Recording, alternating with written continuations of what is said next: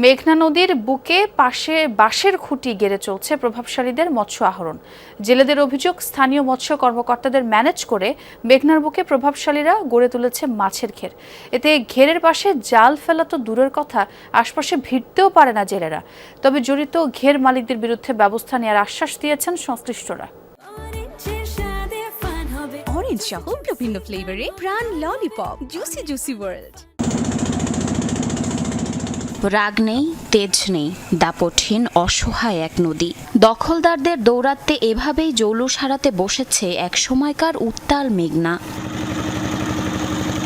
সরকারি নিষেধাজ্ঞা অমান্য করে নারায়ণগঞ্জের সোনারগাঁও থেকে নরসিংদী ও কুমিল্লার দাউদকান্দি পর্যন্ত নদীর বুকে বিভিন্ন জায়গায় বাঁশের খুঁটি, গাছের ডালপালা ফেলে গড়ে তোলা হয়েছে অবৈধ মাছের ঘের। এসব ঘেরের পাশে জাল ফেলা তো দূরের কথা, আশেপাশেও ভিড়তে পারেন না স্থানীয় জেলেরা। ফলে মাছ না পেয়ে মানবেতর জীবনযাপন করছেন মৎস্যজীবীরা। এগুলো সরকারি কোনো অনুমোদন পত্রও না, এগুলোর বৈধ কোনো দলিল পত্র নাই যে এটা আমার। দেখো টাকা স্যার জব দেয়, একটা জব দিলে আপনার 4 লাখ 5 লাখ 6 লাখ টাকা খরচ যায়। তারা জব দেওয়ার জায়গা কিছু না, হেরা জব দেবো থাকার কারণে মাছ ধরতে পারে না, তাকে সমস্যা হয়। জেলেদের অভিযোগ, মৎস্য কর্মকর্তাদেরকে ম্যানেজ করেই অবৈধ কার্যক্রম চালাচ্ছে স্থানীয় প্রভাবশালীরা। কেউ বাধা দিতে গেলেই পড়তে হচ্ছে হুমকির মুখে।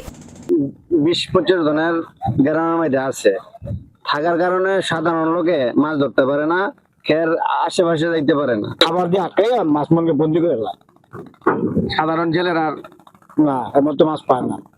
আইন অনুযায়ী মৎস্য অফিসের অনুমতি ছাড়া নদীতে বাঁধ বা বাঁশের খুঁটি গেড়ে মাছ আহরণ অবৈধ বলে জানান জেলা মৎস্য কর্মকর্তা। জড়িত ঘের মালিকদের বিরুদ্ধে ব্যবস্থা নেওয়ার জন্য উপজেলা মৎস্য কর্মকর্তাদের নির্দেশ দেওয়া হবে বলে আশ্বাস দেন তিনি।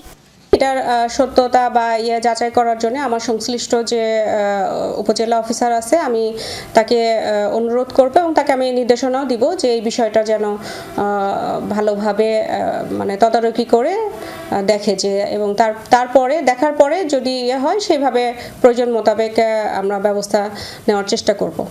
নদীতে অবৈধ মৎস্য আহরণ বন্ধে দ্রুত কার্যকরী পদক্ষেপ নেওয়ার দাবি এলাকাবাসীর। জারিন অর্নি, যমুনা নিউজ।